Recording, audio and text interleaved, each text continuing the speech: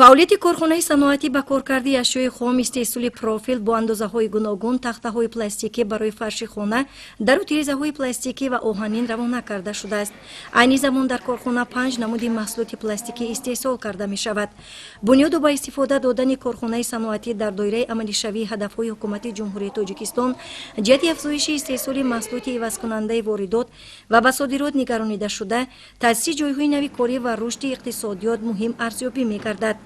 جمعیت دارای مسئولیتش محدود سیاوش یعقوب ناحیه دنقره از جانب صاحبکار حکیم سلیمов ساخته شده از دو خط تکنولوژی عبارت می باشد. من همچون متخصص در کارخانه استحصالی کارکرد تیره‌های پلاستیکی و تخته‌های پلاستیکی کار و فعالیت میکنم. با دستگیری‌های حکومت مملکت مخصوصا پیشوای معظم ملت محترم امام علی رحمان کارخانه استحصالی کارکرد تیره‌های پلاستیکی و تخته‌های پلاستیکی از جانب صاحبکار وطنی حکیم سلیمov ساخته و استفاده داده شده است که ما بانوان با معاش خوب و کار دائمی تأمین گردیده‌ایم. در کارگاه یکم استحصال 3 نمود تخته‌های پلاستیکی و پنل‌های پلاستیکی به راه مانده شده است.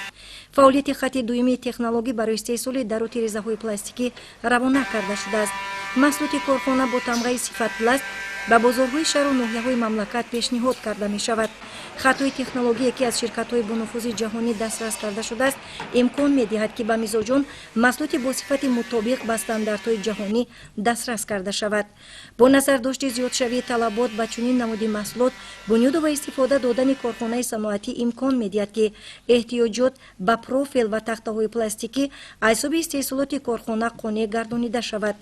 بنای ماموری کارخانه از 3 آشیانه عبارت بوده در آن برای فعالیت کارمندان شرایط مساعد فراهم آورده شده است. کارخانه دارای آشخانه با زیاده از 100 جای نشست و نانپزخانه می باشد، یعنی برای کارمندان شرایط خوب معیشی نیز فراهم آورده شده است. دستگیری‌های بی‌واسطه حکومت جمهوری و مسئولان ناحیه دنقره جهت بلند برداشتن ملکه صاحبکاران در سمت آماده نمودن نقشه‌های پیشبرد فعالیت امکان می‌دهد که نانگوی سیخ‌های استحصالی را زیاد نمایند و به این وسیله شماره زیادی کارجویان را به کار فرا بگیرند. موزی معاش کارمندان از 3 تا 6 هزار سامانی را در بر گرفته آنها در 2 بست فعالیت می‌نمایند. ما جوانان افتخار داریم که با تکیه از دستگیری‌های رهبر دولت از حساب صاحبکار محلی سلیمov حکیم در ناحیه دنقره کارخانه استحصال جمعیت دارای مسئولیتش محدود سیاوش یعقوب بنیاد یافت. طی 4 سال می‌شود که من به حیث تامیناچی فعالیت دارم. برای کارمندان شرایط لازمه فراهم آورده شده است. فعالیت کارخانه‌های صنعتی نه تنها به تشکیل نمودن جایهای نوی کاری مساعدت می‌نماید، بلکه به قسم درآمدی بودجت دولتی و بهتر کردن شرایط زیست و بلند برداشتن سطح و صفت زندگی مردم روانه کرده می‌شود. در دایره سالهای 2022-2026 سالهای رشد صنعت بنیاد با استفاده دادن 28 کارگاه و کارخانه صنعتی در ناحیه دنقره به نقشه گرفته شده است.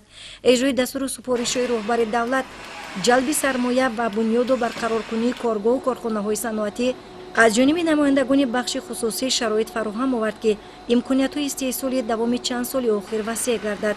در این دوره کارکرد اشیاء خام محلی و از آن استحصال نمودن محصولات تیار زیاد گردید.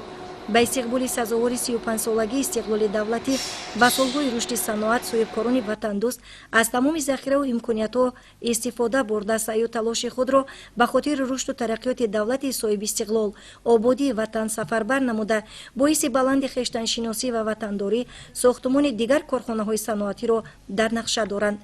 با افتتاح و مورد استفاده قرار دادن کارخانه‌های خرد و بزرگ صنعتی مشکلات زیاد اقتصادی و اجتماعی را برطرف ساخته صاحبکاران تلاش می‌نمایند که در عملی گردیدن هدف 4 حکومت جمهوری صنعت کنونی با صورت کشور زمینه واقعی گذاشته در کلان دیگرگون گردیدن سیمای شهر و ناحیه‌ها مساعدت کرده به این وسیله در تامین جای‌های کاری نو و زندگی شایسته شهروندان سهم مناسب گذارند. عملهای نیکو سازنده صاحبکاران وطنی این است که تاجیکستان را به یکی از کشوری آرام و باثبات و رو به ترقی تبدیل داده خرج جوانمردی خود را در روی سازندگی و بنیادکاری نیک به سامان رسانند.